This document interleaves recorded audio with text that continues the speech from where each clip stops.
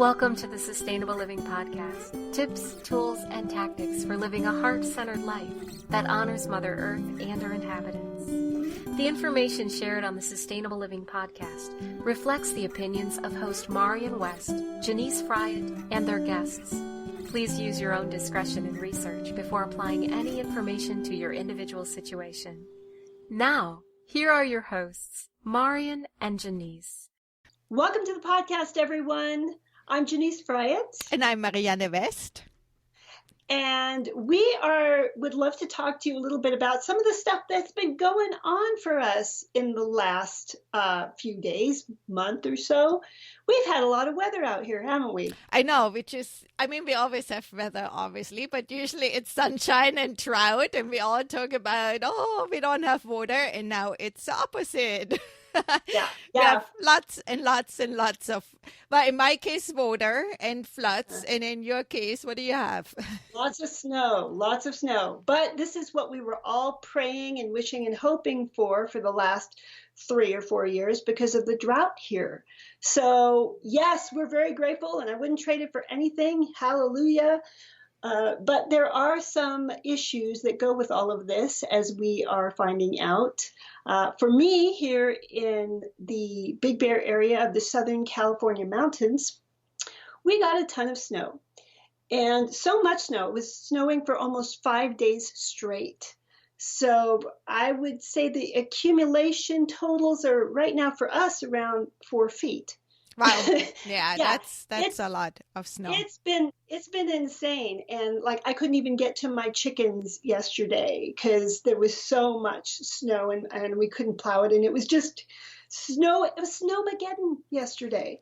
So, and we also had a couple of power outages, which we are more prone to up here. So I just wanted to tell you that stories that Janice and I are meeting on a regular basis via Skype, and so I called her up and we were talking. She goes, we have a power outage. And it took me a minute. It's like, so how are we talking on Skype? And how is your computer working? How is that all going on? So would you please tell us how you were able to do that? Well, if we have internet, then we can continue lots of times to use the computer and the internet. If you have a battery, which we pretty much all do. But we lost power, and a lot of people up here also lost their internet because one of those days, I think the main internet provider was also down for some time. Fortunately for us, we chose another kind of internet provider that didn't go down. But the electricity was down for several hours on a couple of those days. And I woke up, I think, at 5 in the morning and the power was out, except for our kitchen and our living room, because we have solar panels. We are connected to the grid. But for that particular area of our house, we have off-grid capability. So we didn't have to suffer with our refrigerator going down, or even our TV was connected, the lights, everything was connected, and it was really nice. It came in very handy. Yeah, and you also told me that another important part of your household is connected to that battery. Yes, and that is a very important part. That is, we have a well here, and if the electricity goes out, our well pump goes out. My husband was very smart to make sure first thing to connect that well house to our off-grid solar. So when the electricity goes down, we continue to be able to pump water here. So Janice is really set up very well for that kind of an emergency because of the solar panels with battery, and she also heats her house with a wooden stove. Even so, right now, you told me that your wood pile is under so much snow that you're going to have to do some exercising to get to it. Exactly. You have to kind of think about not just that, but your snow gets wet and it's really hard to light. So my living room looks a little bit like there's a wood pile itself right now because I have all this wood drying next to the wood stove. So yeah, but I'm happy that I have that wood stove. Yay. And now, yeah, and even if you had no water with your wood stove, you could scoop up some snow and melt it and have fresh drinking water. So anyway, so this events and us having kind of a bit of flooding going on down here in San Diego, and people had power outages. We didn't, but a lot of people did, and their cars got swept away and all of those things. But it makes you think about, this came on quite suddenly, and things can happen. We can have earthquakes. We can have all kinds of, other areas have tornadoes and hurricanes and stuff like that. And it really got us thinking about preparedness for what do we do? For example, if my electricity would go out, I would have no water because we are on the city supply, which I would have water, but because I do have a lot of water tanks and I store water for that purpose. How much do you store? So I store drinking water. I would say I have a total probably of maybe 10 5-gallon containers. I tack them away and, have them out of. And now you have to keep those up a little bit, right? I mean, they go bad after a while, right? Yeah, so I use them to water the yard and then fill them up maybe every 2 months or so. But I also keep a Brita water filter handy, and I don't make advertisement for Brita necessarily, but it's it's a charcoal filter. I think there are others around too. That's just the one I happen to have, and I bought it a long time ago to filter water because I don't think that city water is necessarily very good for me. Mm-hmm. But A, I don't really like the taste of the water coming out, and B, it doesn't take out fluoride. But, for an emergency situation, it totally would be fine, to just have an extra filter. And, of course, you can always boil water and stuff like that. Mm-hmm. But I also have several rain catchment containers, not as big of a tank as I want to yet. So one of them has a 275-gallon capacity, and then I have quite a few of the 55-gallon barrels. Wow. So right now, most of my catching the rainwater happens actually in the soil, so swales and, other methods. But if push comes to shove, I have that rainwater available. I can filter and boil or whatever and use as drinking water. And then my neighbor has a pool. So if things go really bad or for a long time, then that pool would also be a water supply. Yeah. Okay, so you bring up a really good point about relying on your neighbors in times of emergency. I mean, we can be as self-sufficient as possible, but it's almost impossible to survive for long periods of time under those kinds of emergency circumstances without the help of others. So on that note, we thought we would take some time to really look at how important it is to come together in a community before you have these emergency situations that happen. And, from the people that in your neighborhood, your neighbors, to your tribe, the people that share your values, your ideas about sustainable living, what have you. It's really a good thing to kind of get to know these people and maybe even get together on a regular basis ahead of time. I know for me, it's something that I've been trying to do ever since I moved up here because as you noted, if you have no water and your neighbor has a pool, woo, you've got a place that you can get some water. But there's so many other ways. My neighbor has horses, and we are up here in a rural area. If something happens and we don't have access to transportation, maybe even, there's a lot of snow and you can't move your car. That would be a great way to get some transportation, even if it's low tech. But a horse might have a hard time too if there's so much snow to get across. But I think you made a good point that we can't always rely on technology to get us where we want to go. And that kind of takes us somewhere else. And I just mentioned it really shortly, but we had been talking about to do a challenge of an off-grid day just to see what it really would take to be off-grid. And definitely using a car would be out for an off-grid day because you still would use energy created by somebody besides yourself or your own property. Right, right. Well, and one of the things I don't think people really think about is even if you had access to gas for your car, most of the cars nowadays are started with electricity. If there's a solar flare or something that kind of wipes all of that out, you would not be able to drive your car. So it's really good to kind of think about other things that you might be able to do. And again, it always comes down to knowing people, knowing as many people around you that you can, tap for their information, for their knowledge, for their own resources, sharing them amongst yourselves. Absolutely. And I think especially when times are stressful, it's much easier to go through that when you're kind of in it together.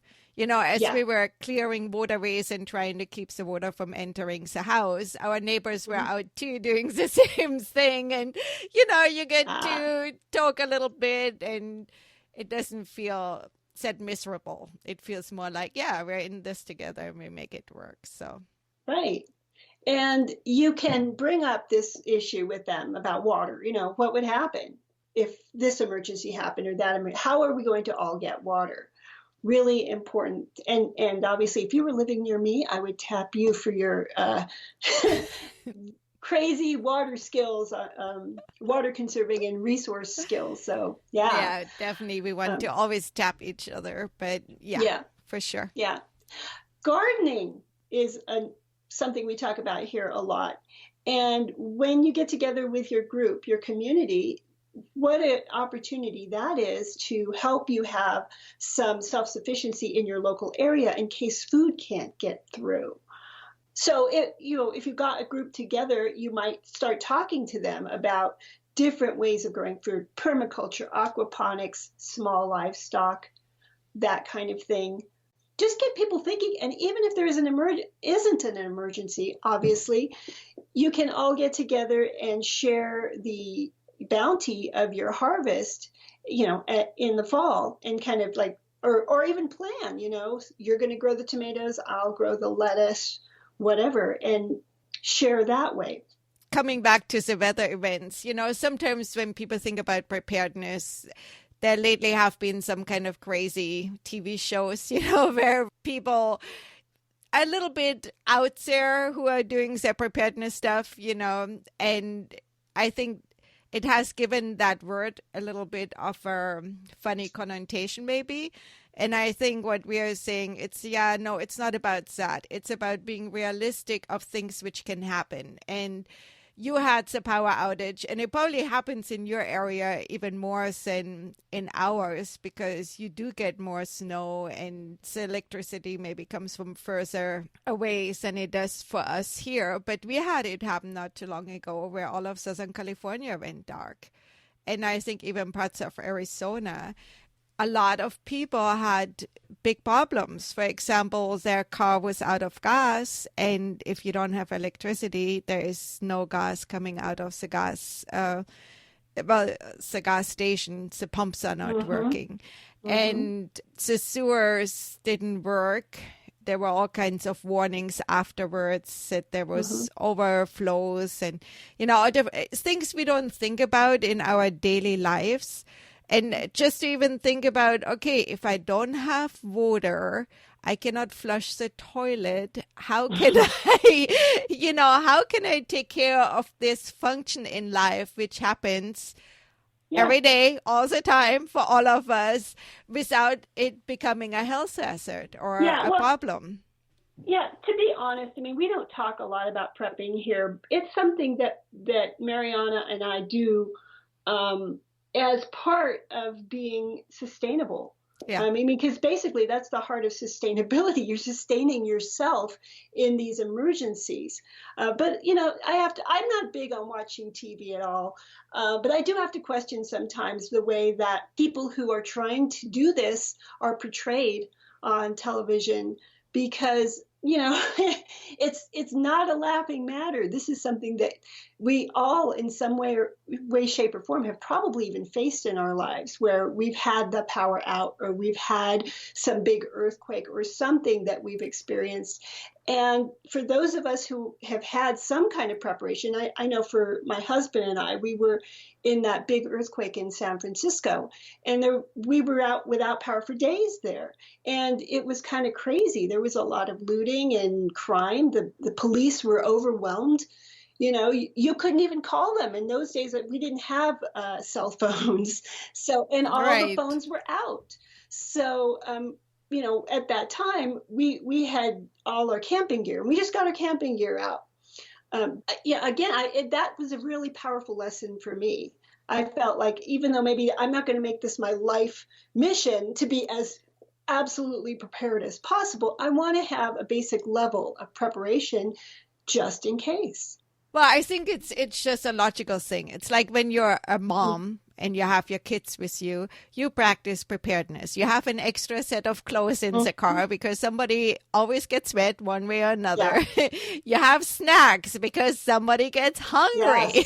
Yes. That's just common sense. And then taking it a little bit further, and it seems like when you listen to the news, it doesn't matter where you live, something is going on. We had the floods here. Florida had a big storm coming in, and they had all kinds of warnings in the middle of the country. There was crazy amounts of snow coming down. So, it doesn't matter.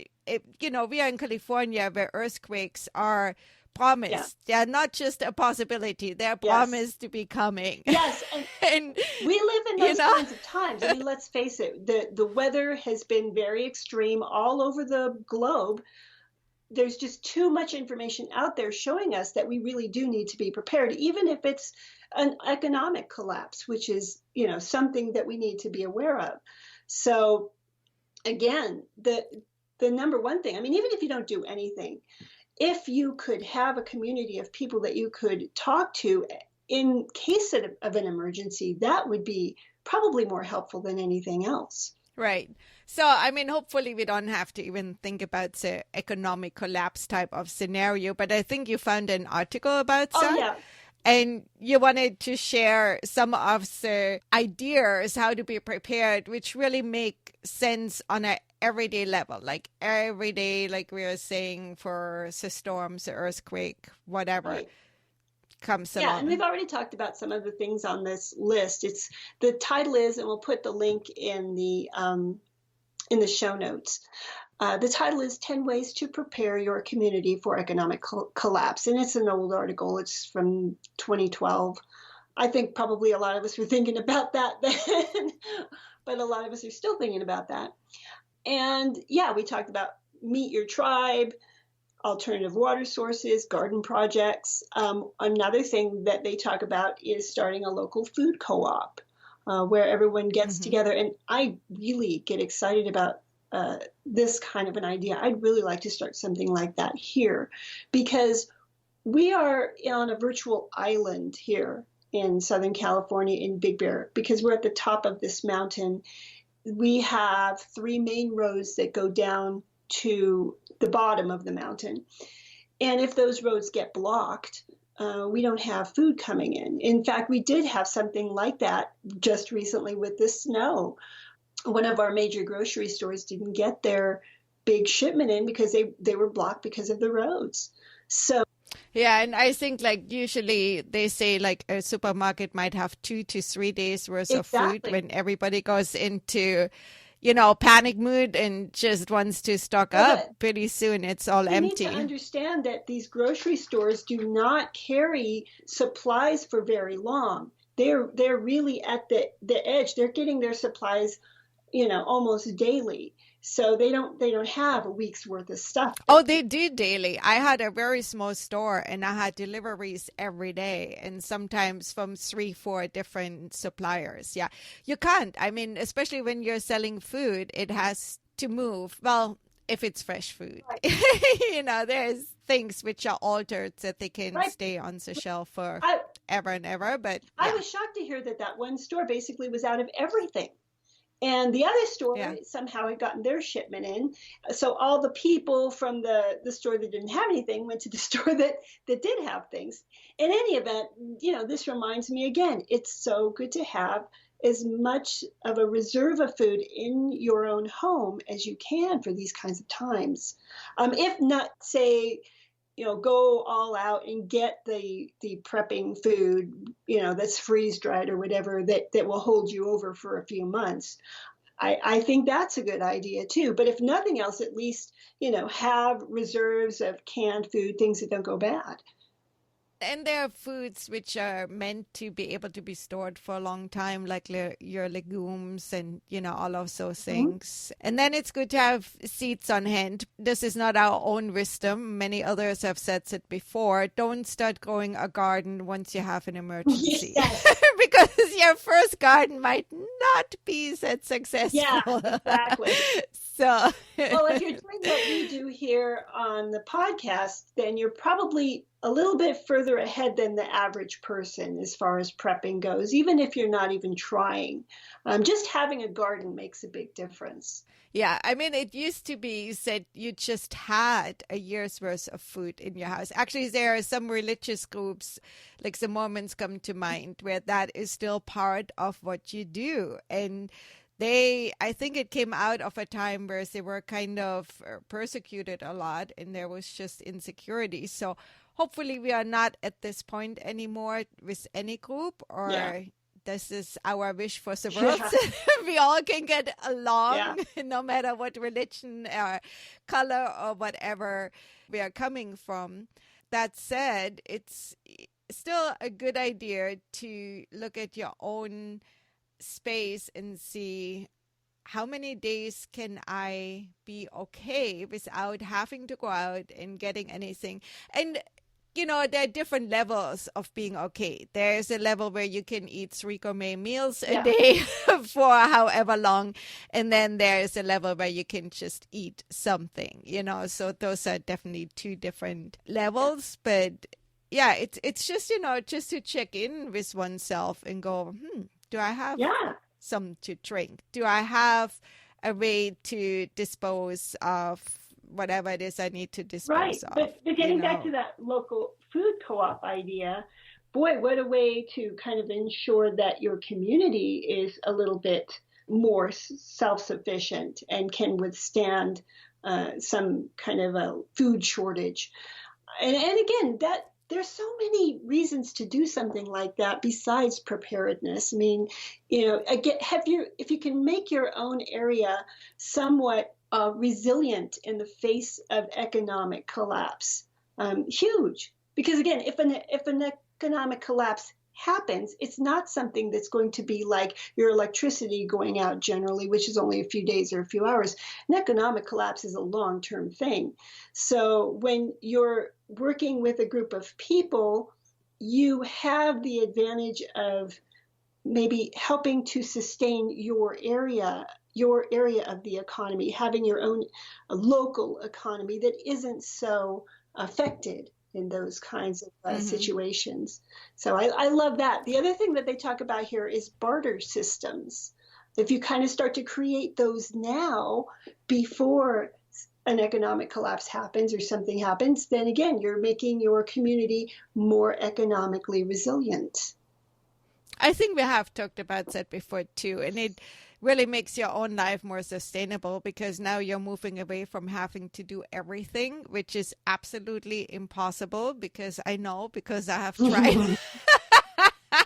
Not everything, but I used to sew my clothes and can my stuff and bake my bread and everything made from scratch and basically trying to grow it too, and that can lead to burnout. Yes. Why not have your guava tree, for example, make tons of guava, and so you make jelly, and then you trade it with somebody else who makes canned beans or something. You know, I Yes. mean, this is just a very simple example. And so since we are talking about community a lot and co-ops a lot of time people, organizations fail by not being really clear about what they want to do, and also by allowing ego of one person to take over. So this is just like so many things we are bringing to this podcast. They might, like you're talking economic collapse, but really we're talking about building community and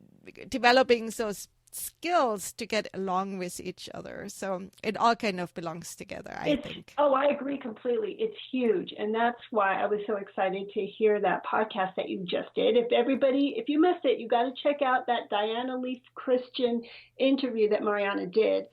Because essentially, we may have all these ideas of how we can bring our communities together and do these wonderful things. But if we can't communicate in a way where everybody is respected and everybody's ideas are listened to, and we just get along, we won't be able to do anything. So that's so key. And I'm starting to learn a little bit more of that myself.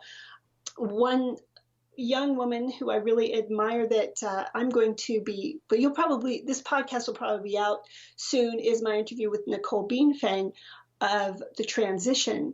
And to get on their website and get involved with that, basically the idea of the transition is, again, transitioning to that new economy, that new world that is not based on fossil fuels. And it's not actually the transition movement, although it's very similar what they're doing with their website. They want you to go through these stages of kind of getting ready to act within the community. And one of the things they want everyone to do is learn about nonviolent communication. And boy, I listened to what they had there on that website, and I was amazed. And to me, I got the very clear message that it's core to anything that I want to do with a community. I need to learn this nonviolent communication. And I'm sure it's something you've talked about in some of your interviews in the past, right? Yeah. I was just going to say this has been coming up lately a lot. And and usually when things come up a lot in your space, it's kind of a sign of, this is something to look at and to learn. So maybe you and I need to look into that and take a course or something. And then we can share with you all our process in that. Let's do that. Let's make a commitment right now. Let's seek out a course and learn it. And then we share with you guys what we are learning and how it is affecting us. I can also share the video that I watched on the website. That's Marshall Rosenberg. Right. He is kind of a major. Fascinating video. I even showed it to my mom. So I think it definitely needs to go into show notes. So we will I'll have share that it with you. I'll on also our share website. A video that Chris Agnos made all about nonviolent communication recently. He's the man responsible for how wolves change rivers. And he will be a guest again on our podcast coming up as well. So. Yeah, he was before. And, we really need to number those podcasts. So when we sort out, we can say, oh, and Chris Agnos was number blah, blah, blah. And that video we also need to share absolutely with our audience, because that is such an amazing video. It really shows how small things can make huge changes. And I think that's we are so much about that. It doesn't have to be this huge out there for everybody to see action which make a difference in the world. All those little actions put together make a huge difference. And I'm just really wanted to say thank you to all our listeners, because I think all of you show up in the world, making a difference in your space and putting these ripples out that it touches more and more and more people. So and again, thank you for that. And it does again go back to community. We don't all have to do everything. If we all do our part, then we can move mountains quite easily, actually. And that's why we keep coming back to this here, because we know that community is everything. And it's difficult right now because we have really been trained to be so separate. So that's why we make such a big deal about that. Yeah, yeah. So what else was Off on the your list, articles they talk there? about alternative energy, of course. They talk about how it's important to kind of share the importance of having a generator for particular businesses so that everything doesn't break, all hell doesn't break loose. You have. Even so, I have to say, when we had that power outage in San Diego, it ended up being a citywide party because people didn't know for how long it was going to last. And so we don't have ice and snow and Big Bear. Like if your refrigerator goes out, you could just pack it out in your snow and you would be fine, right? It was in the middle of the summer. So people ended up having community parties, just bringing out barbecues and lanterns. And we had somebody in our neighborhood with an RV and they put on their generator. And it was really disturbing because one of the beautiful things was the quiet. It was so quiet during said power outage.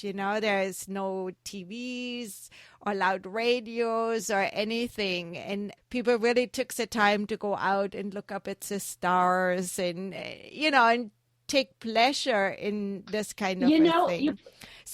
But if you're in a hospital, you want a generator. If you're on life support, you want a generator for sure. Certain places, really, we need to really think about those key areas that should have some kind of generator. But you brought up a really good point again. It takes me back to that time when we had that big earthquake in San Francisco, and we had our camping gear. My husband got a cooler, put a bunch of ice from our fridge in it, and put some, drinks in it. And we were out there on the porch just talking to everybody who was going by. It was really a cool, I'll never forget it. And that's the thing. Again, we forget how wonderful it is to have community, to know your neighbors and to be together, sharing this experience together. That's one of the things that these kinds of emergency situations can bring out. They can bring out the best in people, and they remind us what we're missing, Yeah, the generators are good. Neighborhood watch, they said having some kind of a neighborhood watch in place because, again, the police will be overwhelmed. So how do you make sure that your neighborhood is protected during that time? Make note of neighbors who are former military or hunters. And for me out here in the kind of the sticks, that's extremely important. And I'm so grateful. I got one neighbor here who has all kinds of experience in toxic waste removal. Oh, that's good to have. I got him on one side, and then on the other side, I got a fireman. So, but we know all the people around here that we can kind of tap into for their expertise and for their help when things go bad. Important. Yeah, and then they talk about getting a food bank. We always think about how we could individually store up food, but hey, maybe if you have enough people of like mind together, you could do it together and probably cut down on a lot of the costs of that, They also talk about communications during an emergency. What would you do if you couldn't get on the internet, you don't have a phone or whatever?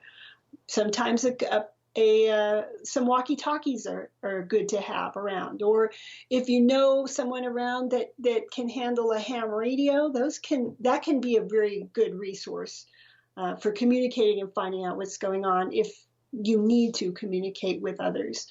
Well, then the final one was medical. They say, obviously, hospitals are going to be overtaxed during a crisis. So it's good to identify any medical professionals in your community that you can possibly talk to or seek help from in the case of an emergency. Also, storing up your medicines, making sure that you've got at least a month's supply of any really important medicines that you need.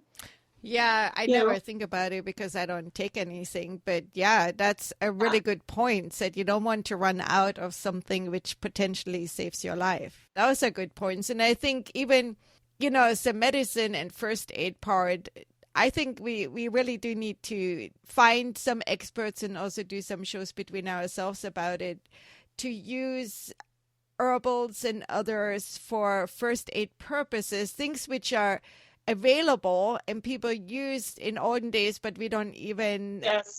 might not even know about it. Because, when you read like old stories, well, I got back into the whole Outlanders thing. I don't know if you ever heard about it, but it's I gotta watch it. Too many of my friends watch it and say it's wonderful. it started out as books, and when my kids were little, a friend and I were reading those, and we were waiting for the library to get them because we had no money when we had the little kids and stuff, and they're huge books, and we were reading them like crazy. But the premise is the main character, or one of the main character, is a nurse, or she was a nurse in the Second World War, and she gets transported back 200 some years to, whatever. But so she finds herself treating all these ailments and wounds, but she doesn't have also modern medicine tools with her. So she talks about how to do that and finds herbs and figures out all those things. And there's actually, I want to do a shout out to a podcast right now. It's called the Outlander podcast, I'm pretty sure. I didn't think we were going to do this right now, but one of the ladies who does it is an emergency physician. And the other one is also in the healthcare field, and I'm not sure. I think she might be an acupuncturist. I'm not sure about that. They have episodes where people just read along with the book and stuff, so I'm not necessarily listening to those, but they have episodes in between where they go into the whole medical side, like Claire, which is that main character in the Outlander, treats this wound, and what does she do? And so they have this wonderful blog post along with it, giving all the herbal remedies which can be used for that. So it's super interesting to me, and I really want to give them a big shout out, and I will make sure we have the link for our show notes so people can find them, because that's like, even that's the kind of stuff I might even want to print out and have in a little file folder, because the internet might not be available when Well, I actually do. I have quite a few books on using the local plants here for herbal remedies and such. And when I go on hikes with my friends out here, that's our favorite thing to do, is to point out, the Mormon tea plant or the wild ginger or whatever. If we can identify what's going around us in case of an emergency that we can use for those kinds of purposes for healing, we will really be in a lot better place. So that's a big thing. And I think we maybe want to do a podcast about, say, herbs and growing herbs and how to use them for your own home remedies, as well as maybe another podcast on essential oils, which also can really help you, and so that you don't have to go to bigger, stronger things. And that's definitely a skill, again, to practice before an emergency of any kind arises. So, and so we will do that, and that we're not doctors or healthcare professionals. So anything we say, we just say as it is our opinion or our experience. Just old wives. There you go. Here we are, dated old wives. Now you know. The secret is out. So, is there another point in your article, or is? No, I think we covered this. Now, there's so many other things to think about when it comes to preparedness, and I really like to encourage everybody listening to do a little research, go online, see what you can come up with, for answers to any questions that we haven't answered here, which I'm sure are multiple. But, there's just tons, from getting a bug out bag, say, that has all your survival stuff in it, to maybe when you're driving, if you're driving in an area where there's lots of snow, it's always important to have stuff in your car in case you get stuck. Like blankets, and it's food. Exactly. Blankets, food, flashlight, radio. But that's just some of it. I mean, we're not covering everything Right. here. We just want to encourage you to do some research yourself and make sure that you are as prepared as you can be for all these unforeseen circumstances. And you know what I would really love is if you have like a great tip, let us know. Send us an email, or we are on all kinds of social media, so you could give us a little shout out there and say, hey, this is something I'm doing. And if you were able to use some of your preparedness in a situation, whatever it was, let us know, because I think that would be fantastic to share with our listeners. I would like to do another shout out. We've already done shout outs again for this podcast. Let's just shout. This is the time to do it. The Survival Podcast with Jack Spirko. You can go onto his website. You can search for stuff that you're interested in. He has so many great podcasts on preparedness. So I highly recommend that podcast as well. Well, that's how Jack started out. He was like completely into the survival and preparedness world. And actually, his take is kind of like what I said earlier, too. We don't need to prepare for big disasters. You know, there are possibilities. There's always a possibilities, but life gives us curveballs all the time, and we want to prepare for those. What to do if your car breaks down on the freeway? You know, you want to have thought about those things and know what to do. And your chances of getting out of any kind of situations are just much better. Absolutely. We want you all to get out of any hairy situations that you get into. With that, we want to thank you once again for joining us on the Sustainable Living Podcast, and we will see you next time. Take care. Bye for now.